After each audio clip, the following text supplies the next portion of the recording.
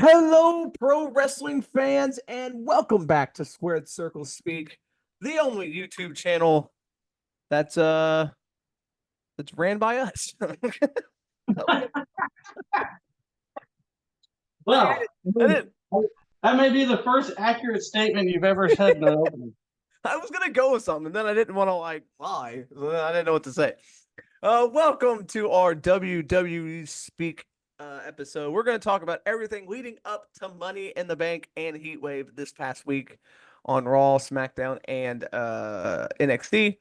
Our Money in the Bank and Heatwave predictions will be coming up Wednesday here on the channel. Review, not Or prediction. review. Sorry, yeah, our review are coming up on Wednesday. Tomorrow will be our AEW. So let's get to Monday Night Raw live from Boston, Massachusetts. There was a lot of talking on this show. A little too much. Yeah. It kicked off with Jay, Chad, and the Wyatts. Jay and Chad Gable went back and forth, and then the Wyatts showed up, and then Nikki or whoever handed another package to Michael Cole. So, my thoughts on this, real quick. Yeah. I feel like that needs to be the last time that happens. Because I don't like that. Like, we've already been through enough slow-paced Wyatt family jazz that I think it's time to not do that again. If we're going to do this thing, let's do it. No slow build-up stuff. That's just my opinion. Yeah, it's the second straight week, and then this led to another Bo Dallas, Uncle Howdy video thing, and it was essentially the same as last week. He just said different stuff, but it's on same kind of thing. And it's like, yeah, I'm like kind of with you. It's like I don't really need to see more of that. Let's get to another major point in the story. I don't need another slow build to another point. I don't know where this is gonna head. I don't know where we're leading with this, but can we get there? Because yeah, this is getting ridiculous. It's just it's the same thing 2 weeks in a row now. And Yeah, a little too much. Yeah, a little too much. Xavier Woods beat Karrion Kross, so Kross was on a little bit of a tear, and then that lasted 1 week. Yeah. Yeah. It was a quick little roll up to win, but then the Authors of Pain attacked the New Day, and then they beat them up. So where's this going to go? Is this actually going to lead to anything, or is this just going to be? Yeah, I don't know why they're feuding. I forgot. Like, I think it was just Cross wanted them to break up for some reason. Yeah. And now I don't know. Yeah, I don't know where this is heading. Like, it's 3-on-1, 3-on-2 every time. And so in the back of my head, I'm like, oh, Big E's coming back, but I seriously doubt that's happening. Right. And so I don't know where this is heading. Yeah. It'd be a shock if he did. Yeah. But then, okay, let's say that happens. If that happens, then Cross is gonna lose another feud because they ain't gonna have Big E lose. Yeah. But let's hope that let's hope it don't go that way for all the Cross fans. Jeff. Then we had another Judgment Day thing in the back. We've had a couple of more teasing some tension between Finn and Priest. Didn't really go anywhere, but we'll tease. Then we had Liv Morgan defending the WWE Women's World Championship against Zelina Vega. This was a pretty good match. Yeah. Ray and Dominic got involved. At the end of the match, Dominic slid a steel chair into the ring. Vega grabbed it, hit Dominic in the face with the chair, which was insane. And then Morgan hit Oblivion to win the match. So, how'd you feel about that? I mean, of course, Liv was going to win. More of this, did Dominic do it on purpose to help Liv, or did he try to help Vega win? They're this whole of this continuing of this is he or is he not with Liv. So we'll see where it goes, but it was a good match. I did not mind this match. I kind of wish, again, we get to these pay-per-views and there's only 5 matches and so many people are left off. This would have been a cool little pay-per-view match. Agreed. I don't like that it was on the show, but You know, I'm not asking for 12 match pay-per-views, like 8. Yeah, eight is the sweet spot for a pay-per-view. I think 8 matches would be fine. You could get most of your champions on there. And, you know, yeah, the matches are going to go 30 minutes, but, you know, you don't need every match to go that long. Sometimes a good 10-minute match on a pay-per-view is fine. Yeah. Then we had a Damian Priest, Seth Rollins segment with Finn Balor, and you know, there was a brawl happening, and Priest said that, you know, hey, I don't need you because Finn attacked Seth, and then Damian was like, hey, you know, I don't need you, and then Rollins hit back with the curb stomp, and then Priest hit the South of Heaven, but Priest did not look happy about it. And then we had a triple threat match: Zoe Stark, Dakota Kai, and Ivy Nile. Winner is into the Money in the Bank. This was obviously won by Zoe Stark. I was rooting for Dakota Kai the whole time. But it's Stark getting the win, pinning Ivy Nile with the Z360 to get the win. On the outside, the Unholy Union came out and attacked Kairi Sane and Dakota Kai, so they were taken out. So, what do you think of Stark getting into the Money in the Bank? I mean, Well, like I said in my predictions, I thought maybe she had a chance of winning this thing, because in my predictions, I was like, she's a good worker. I figured maybe this is going to be one of those Money in the Banks where they give it to a good worker and have a good match and have a failed cash in with a good match. So I thought, I'm okay with her being in it. Yeah. You gotta have that one dark horse, Yep. Then we had the Bo Dallas Uncle Howdy thing, and I don't know what I said. I don't know where we're heading with this. Bo Dallas says he's the voice of the reckoning. Uncle Howdy said, I am the reckoning. And then together they, so are they coming like saying that they're going to, he said that, we were the ones that everyone wanted to forget about. We were the ones that everybody abandoned. We made them notice us. So is this, again, I don't know where they're heading. I don't know why they did the thing that showed Chad Gable. Yeah, I don't understand that one either. I don't know if that was just to throw people off of their real intentions or what. Yeah, I don't know. We don't know exactly what they're doing here and why they're here. Then we had Ray versus Dominic. This was a good match between the two, as it always is with these two.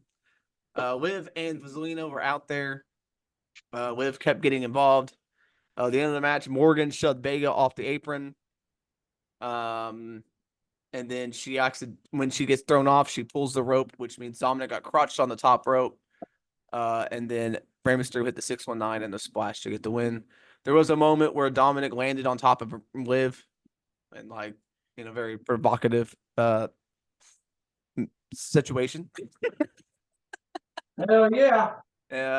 Dominic's got the greatest job in the world. He's got to go to work and be in these situations with Liv. Good God. Yeah, I bet his wife is really happy. Oh, but this was fine. Obviously Ray gets the win, but we continue the segment of, we continue this thing of Liv and Dominic. So eventually Rhea's going to come back, and then we'll see what happens. Yeah. Sami Zayn and Braun Breaker went around. They talked, and they started battling, and Braun went for that big spear. But Zayn moved out of the way. He hit the steel steps, but then Braun ended up fighting back, countering the Hova kick with a spear, and Braun Breaker posed with the Intercontinental Championship, which probably meant he was going to lose on Saturday. And then your main event, Drew, Sheamus, and Ilya in a Money in the Bank qualifying match. This match was fantastic. All three men beat the holy hell out of each other. This was just insanity. I can't even, there was an H-bomb off the apron that Dragunov hit. They just destroyed each other. And then at the end of the night, Drew hit Sheamus with the Claymore to win, and then claimed he was walking into Money in the Bank, winning the Money in the Bank, and leaving world champion. So He made his intentions known that he was going to cash in on that night. Like I said, Raw was okay, but there was way too much filler on this show. It was a lot. It was a lot of filler. NXT. We start off with Michin versus Jaida Parker in a street fight. I highly enjoyed this match. I thought this was a really good street fight. All right. So here's my thoughts on this match. It had good parts. It had bad parts because it had some good stuff happen, but it was really slow paced at times. Michin played with the crowd a little too much. It felt like an indie show almost when she was doing that. Um, and I mean, but at the end, it made Jada look strong. Uh, I feel like that kind of match though needs to be in front of a bigger audience. I think that's what threw me off because that being in that small place with that small amount of people, it just that kind of match, the crowd just start chanting whatever they want, and you can I don't know something about it. Just I just it I didn't feel good about it, right? I mean, I didn't. I don't know. I enjoyed it. Michin went diving through the ropes and missed and like just head first into a steel chair that was set up. I don't know how they did that and not kill herself. I don't know how that spot worked out the way it did, but Jesus. Like there was chains and a wrench and sledgehammer and trash cans and chairs and there was a little bit of everything. There was a steel pipe, fire extinguishers. Like they used pretty much everything. There was nuts and bolts at one point that Michin threw onto the ground onto a bunch of chairs. Like it was Yeah, crazy. that was a little nuts. Jada Parker's move is just a running butt. I don't know. I don't like that. I think she needs a better move. Yeah.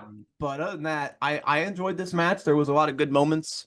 Like you said, yeah, there were some slow moments, but it's a street fight. It's supposed to be a real fight, so I'm okay with it being a little, unorganized and a little slow.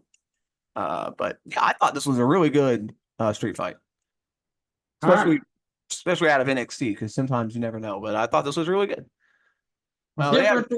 Differing opinions, and that's Uh, okay. they had promos all night of everybody in the championship match at Heatwave, Javon Evans, Sean Spears, all of them. So Ethan Page and the champion. So they had that all going on all night. The second match of the night was the New Catch Republic versus Tank and Hank. I thought this was a really good match. Tank and Hank. I wasn't big fans of them at first, but they held their own in this match with the New Catch Republic. I felt. Yep, they did, and I just I don't know. Whenever you see this team come out, and you got old Hugh Morris, and then you got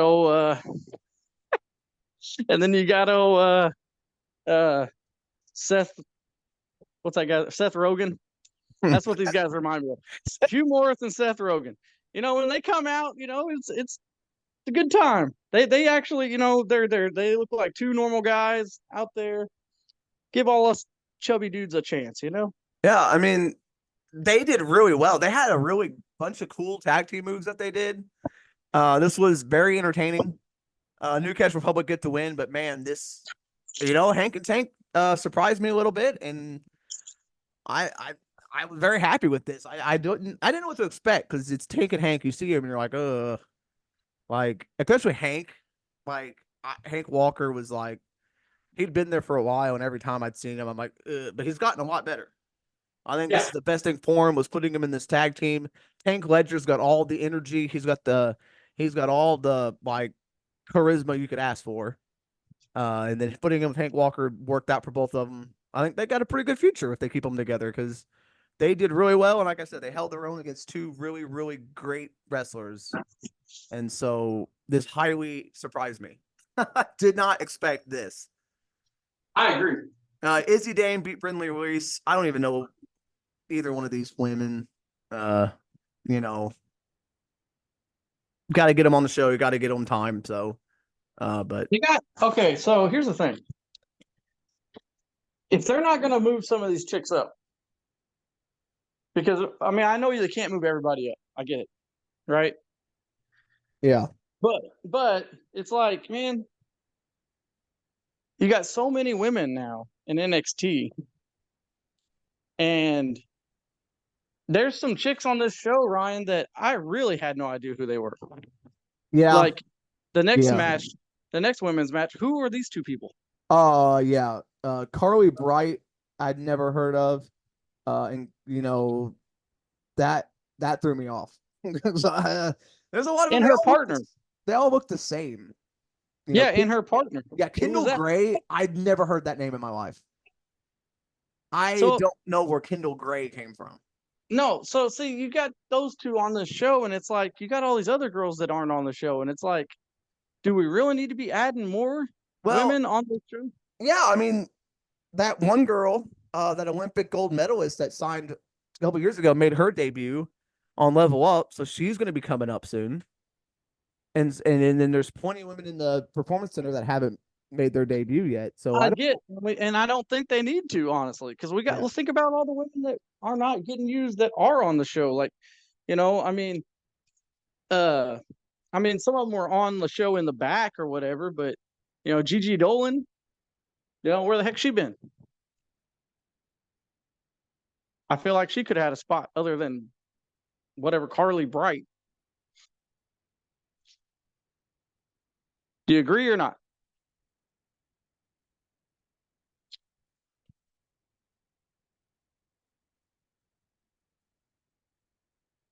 Hello?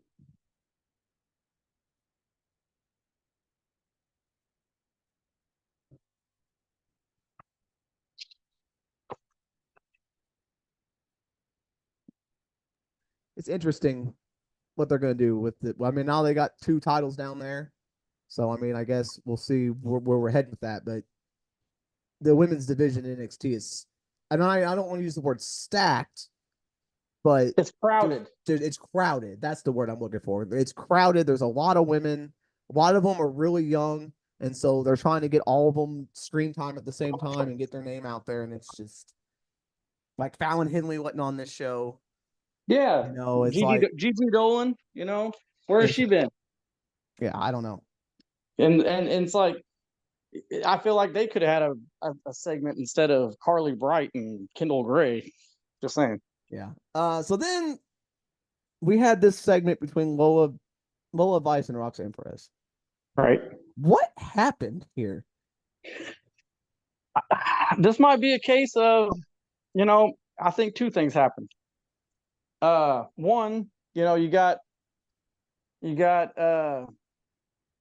Lola Vice, who's very green. She's been doing good in the ring, but she hasn't had a whole lot of mic time. This is a very long talking segment. Yeah. Right. Yeah. So it's a very, very long talking segment. So and most these 2 girls really haven't gone that long in a promo before. So you had that, and then you also have Roxanne Perez, who has not really been a heel that long, and this is probably the only heel run she's ever had.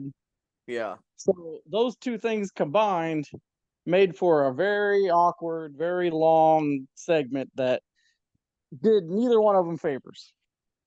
Yeah. So at one point they both looked like they got lost. Yeah. And Roxanne was in the middle of a thing and Lola cut her off, and then Roxanne had to continue talking what she was. So I don't know if Lola got lost and she thought it was her. Like, I don't know what happened here. And then I was not a fan of the fake crying that Lola went on with talking about her mom and all that, which I get. It's if it's true, hey, that's whatever, and it's trying to give her character more depth. Yeah. But the fake crying was not it for me. I actually almost had to fast forward through this. This was hard. It was rough, man. It was really rough, and there was that, and it's like, here's the thing about the difference between indie wrestling, like going out there and being on the indies and everything, and then coming straight through the performance center, is you run into these problems right here, where you have 2 people that have never done this in front of, not like I said, Roxanne hasn't been a heel that long. Lola Vice hasn't even been talking on a mic that long. Yeah. And then you get into this situation and they don't know they don't know where to go. They don't know how to transition if something goes wrong. They just, they freeze, and, Yeah. and so that's the problem with having, these performance center people on TV. So performance center is good for some things, but it's also not good for others. Yeah, I mean this was one of the most awkward segments I've watched, and I mean the match is probably going to be fine, but this was this Yep, this was rough. All I right, agree. Oro Mensah beat Miles Bourne. It was a match. Yeah, Miles Bourne. Not sure how he's on TV either. I think they want him to be on TV because he's deaf and he's got that's a unique story. It's a Yeah, unique thing to have a deaf wrestler, and so I get it, but he's just not ready. He's not definitely not character wise, or like he can do some moves, yeah. but you got to be able to put a match together. You got to be able to, and I don't know. I don't think Uh, he's there. the story here was that Damon Kemp is, I think, going to leave the No Quarter Catch crew. He was standing by himself, and then he offered to give Bourne brass knuckles. Dude, I tried not to laugh, but Damon Kemp was stomping the mat and like yelling at him, and Bourne couldn't hear him. Well, yeah, Yeah, because he's deaf. yeah, and I was just like, oh God. Well, that's what they were going for, It though. was so, I was like, Jesus Christ. All right. And then he tried to hand it the brass knuckles, and then Mensah hit him with the spinning heel kick to win. So it looks like Damon Kemp's going to leave this group at some It point. So looks like No Quarter Catch crew might be turning face. yeah, which is weird, but It is. can't see, William Regal's son as a face. Just doesn't Yeah, work for me. Charlie Dixie. Yeah, well, I mean, he can do it. He could pull it off probably, but And then as we mentioned, Wendy Chu beat Carly Bright. I'm really not liking this Wendy Chu gimmick, man. It's the same thing they've done with so many women. Like, Well, not only that, but it's the same thing they've done with Bray Wyatt and all these other guys. yeah. It's just, it doesn't make sense. It has no story behind it. It's just her coming out there and being dark and demented for no reason. I don't understand it. Yeah, there's no story as to why she's now like possessed or whatever the fuck happened. Yeah. I would have much rather just had her be the whatever she was playing before. No, I didn't like that either, but Shawn Michaels had a statement on Brooks Jensen over the last couple weeks, and Brooks, I guess the story is Brooks, after he split up with Josh Briggs, he went and he's an alcoholic now. yeah. Wow. Yeah. That's a little real. What a Uh, what a gimmick. Good God. little real, and that didn't go well with some of the wrestling gimmicks in the past. I'm not gonna lie. You Yeah. know, last couple of drunk gimmicks we've had have not gone the greatest. So, Yeah. but he was not doing anything else. It's giving him something. So I mean, Well, I guess they're gonna try. He needs a different look. Shave that fucking mullet for one thing. He needs a different look, and then if he's gonna be, it's kind of weird because you already got Brian Pillman's son in there in this company. But if he's gonna be like Brian Pillman and be this loose cannon character, it could work if they do it right. But we'll see. I don't have any faith in it right now because he's still. I never liked him, Ryan. I just yeah. something. He doesn't have a body, which it's okay. Not everybody's got to have a body or nothing. But he just, the way he looked, the way he wrestled, he just felt green. He felt just like a normal dude out there, and I just No, maybe this is something that'll propel him up to the. He said, he's gonna invite him to have a sit down with I like. Ava. Yeah, So and like I said, it could, if he can pull it off and have a really good talking segment and really feel like a loose cannon, really feel like he's off the rails, and I mean it could work if he can. It could be different. We haven't had one of those in a while. yeah. Jasmine Nix beat Carmen Petrovic, and then it was announced that Carmen Petrovic and Ariana Grace are going to take on JCJ and Jasmine Nix on the countdown to NXT Heatwave. And then our main event was the four fatal four-way participants in a four-way contract sit down. Yeah. They all just talked and then they all beat each other up at the end. It's your typical segment. Well, it was It was good, but okay. It's just I hate to say it, man, but I really think that Trick's time as champion is over because you know the other guy,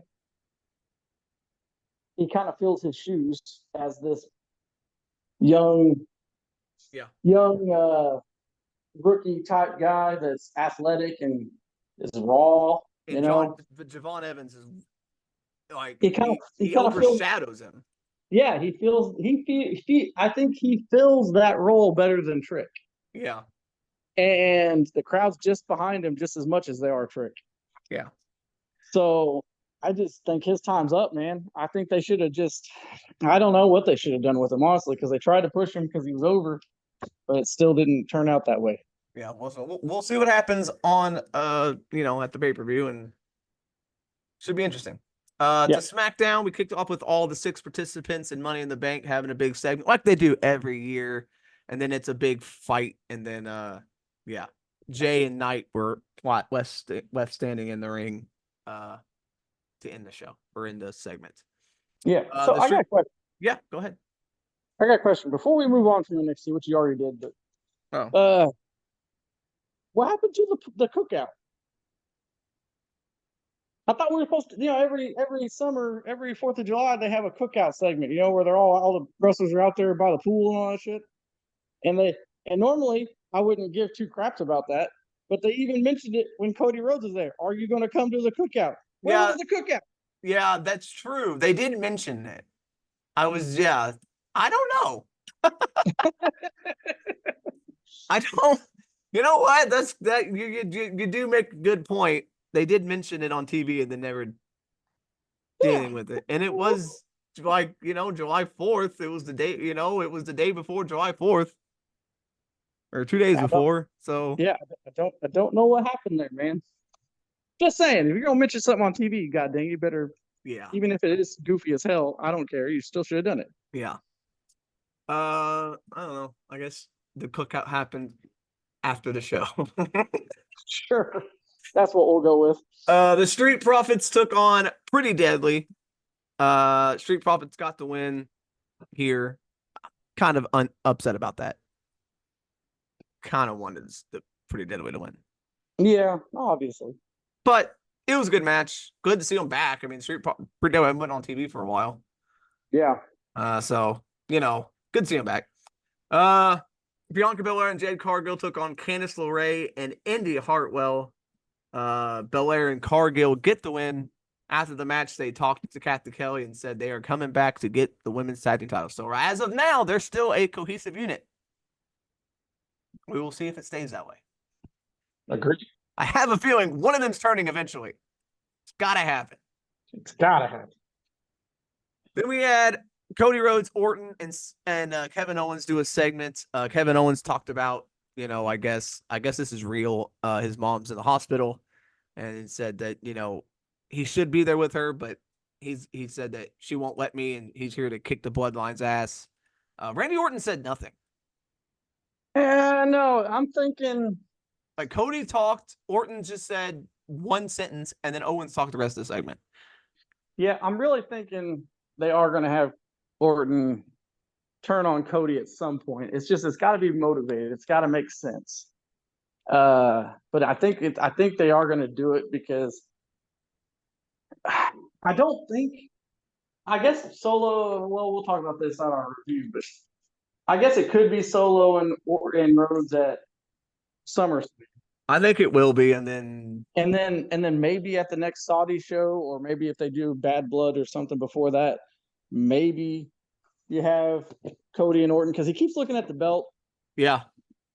And he keeps looking at the belt, and he keeps, like you said, he didn't say much in this segment, which makes you think, And they've been, with WWE the way it used to be, that would mean nothing, because they didn't do subtle stuff. But nowadays, you got to pay attention to everything. Yeah, now shit's happening in the back. Every segment means something. Like they're throwing in little hidden shit and everything. So, I think it's gonna happen. By the way, you mentioned Bad Blood. It was announced that Bad Blood's coming back in October. So, all right. Well, there you go. So Bad Blood will happen.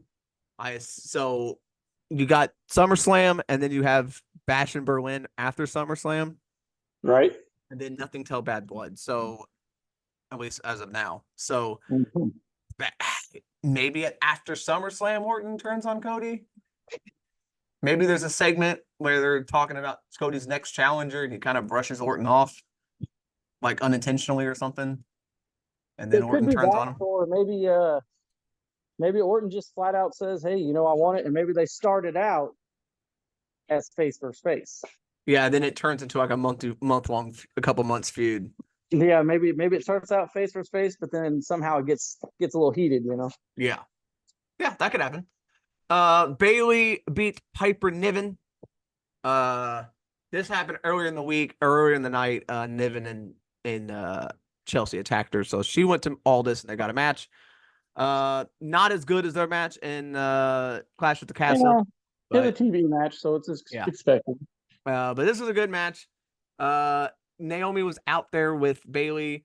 Tiffany Stratton comes out, and then everybody comes out, and then Bailey wins. But then Nia Jax attacks Bailey because Jax is getting the title shot at SummerSlam, and so we're heading to that now. It's gonna be Jax and Bailey feuding. Jax kind of beat her up, but then Michin comes out for I forgot why, but Michin comes out and attacks Jax with a kendo stick to save Bailey. So Right. interesting. How'd you feel about it, Ryan? It was all right. I forgot why Michin's involved. I think Jax has been like just shit talking her in the back, right? Like Yeah. kind of blowing her off. So, I don't know. I Nia Jax is all right.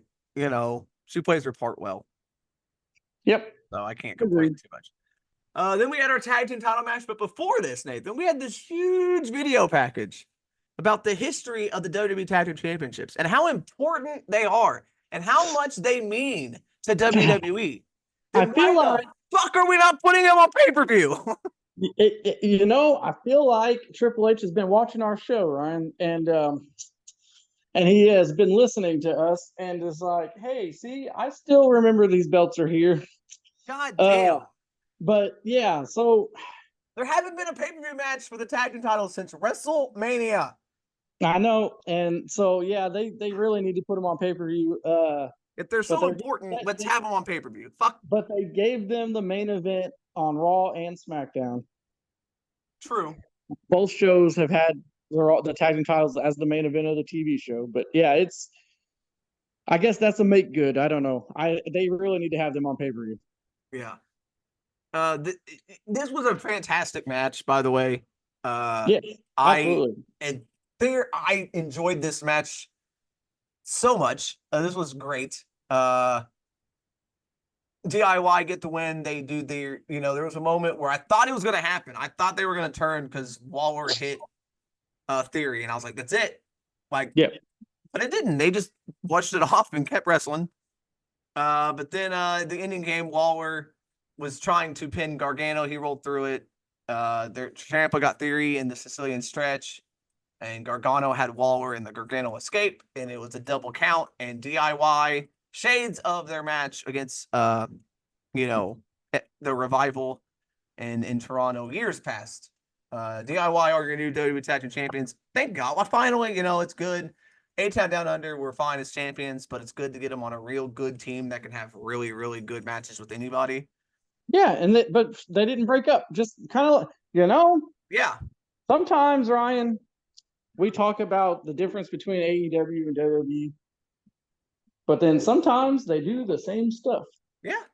Yeah. Because we thought that these two were going to break up, and there was a moment where Waller did hit Fury off the apron. Yeah. And I thought that was it. Like, I thought that was going to be the moment. But maybe it's a good thing, because sometimes wrestling does need to change. Yeah. We always have the same old tropes of wrestling. Maybe it needs a little different. But yeah, same thing with AEW. We both thought that Mina and Tony Storm and all, that they were going to break up and stuff, and that didn't happen either. So I don't know. No. I don't know what's going on, Ryan.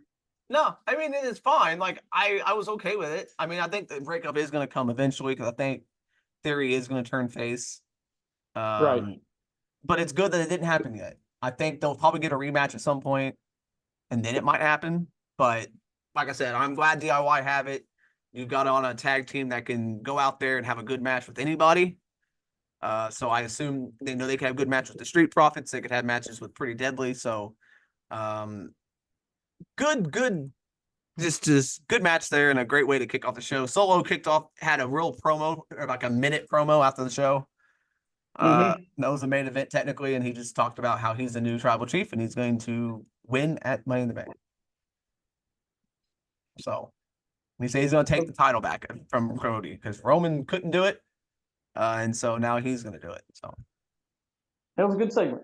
Good little thing. Like, you know, it really pushed Solo as this, why he's doing what he's doing and his kind of new rise to power. So. All right. Like I said, the only other thing is Money in the Bank has been official, or Bad Blood's officially coming back. It's in Atlanta, Georgia on October 5th. Yeah. And also, Ryan, we got to talk about this. I don't know if we talked about this on our prediction show or not, but WWE has filed trademarks for some WCW pay-per-view names, Ryan. Yeah, we talked about the one, which they did what was it, Slamboree? No, it was Battle Bowl. Battle. They got Battle Bowl too. Fall Brawl. Fall Brawl. And then they also. That's not it either. God dang, WCW had a lot of the same pay-per-views. It was Super Brawl. Super Brawl. I knew it was a brawl. God, Slamboree, Super Brawl, Fall Brawl. They filed for Super Brawl, but they also filed for New Blood Rising. Yeah. What a wow. I wonder if New Blood Rising will be like NXT. I feel like both of these are going to be NXT. Yeah. He seems to like to do that with, because you got Halloween Havoc and we got Bash at the Beach. What was that? Bash at the Beach. Did they do Great American Bash? Great American Bash, I think is what they do. Yeah. Yeah. Not Bash. So I feel like he's just going to keep using all these WCW pay-per-views for NXT for some reason. Yeah. So maybe both of those could make sense for NXT because, like I said on our other thing, I could totally see them using that Super.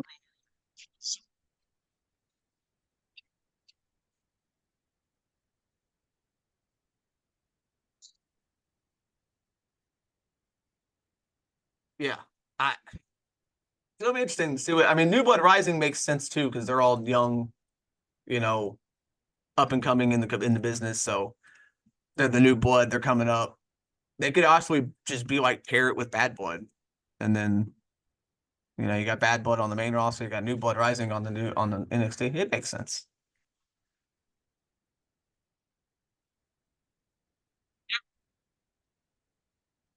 All right. I can barely hear you. I said, is that going to do it? Yeah, I think that's gonna wrap up our WWE segment. We went kind of long today. Yeah, we did. All right. So that's gonna do it. I guess if you want to take us out, Nathan. Yeah. So if you like this WWE review / I don't know what the hell you want to call this, where we talk about WWE segment for the week. If you like it, make sure you hit the like button, subscribe so you can hear more of these WWE reviews, and hit that notification bell so you're notified when we upload another one of these WWE reviews, Ryan. All right, and we will see you tomorrow. Hopefully a little shorter video on AEW. Yeah.